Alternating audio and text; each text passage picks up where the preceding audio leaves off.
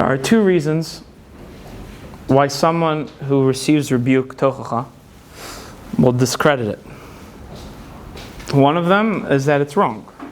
Someone tells you there's something wrong with you, and you search your feelings and you realize that it is untrue.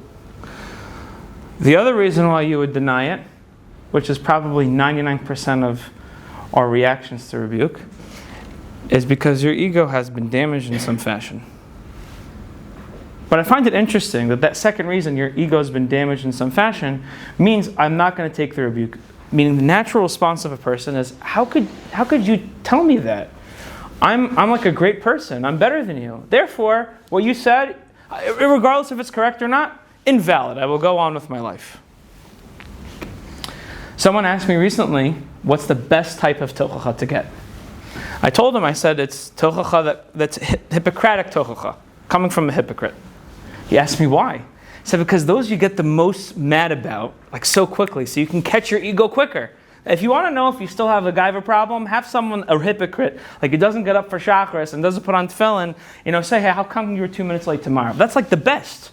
Because you can okay, if I felt bad about it, that means that I have an ego. I need to push it aside and I'm going to focus on the MS. Moshe Rabbeinu has the azus, it's not azus, but has the azus to write in the Torah that he's anav mikol adam. I'm the most humble man in the world, says Moshe Rabbeinu.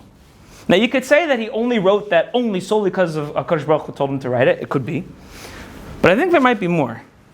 Moshe Rabbeinu was anav mikol adam, and that's why he wrote it. Being an anav isn't saying that you're a horrible person and you're dumb and you can't do things. Being an anav is saying exactly what you are. And Moshe Rabbeinu knew, I am anav mikol adam, and it's important for people to understand that. Right? In this week's Sedra, what do we have? We have Yisro. Yisro comes and says, I have an idea. I want to talk to Moshe Rabbeinu about it. I want you to imagine such a thing today. Imagine the entire Haredi world is around Reb Chaim Brisker, right? And then Frank the bishop comes and says, I have an idea that I want to offer. Now the wrong response would be, the person is an idol worshiper. What does that person know? That we're the only owners of knowledge, so therefore there's nothing to learn from the rest of the universe. How does Moshe Rabbeinu respond? Moshe Rabbeinu responds in exactly the perfect way. Moshe Rabbeinu responds by saying, what's the suggestion? Not only does he ask what's the suggestion, he executes because of that. The continuation of Klal Yisrael is built off of the principle of being able to have a hierarchy within Rabbanos and the Sanhedrin. It's all because someone gave Moshe Rabbeinu. There's no one great. Moshe Rabbeinu criticism. And Moshe Rabbeinu said, yes, that's a great idea. We should learn from Moshe. It doesn't matter who, you could be anav mikol adam, you could be the biggest chacham in the world, but there is every single person we can learn from. We could be lomed mikol adam.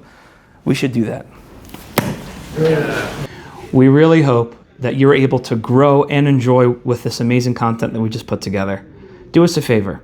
Don't just make it about you and me. Share this with the world. Get that Torah out there for everyone to see.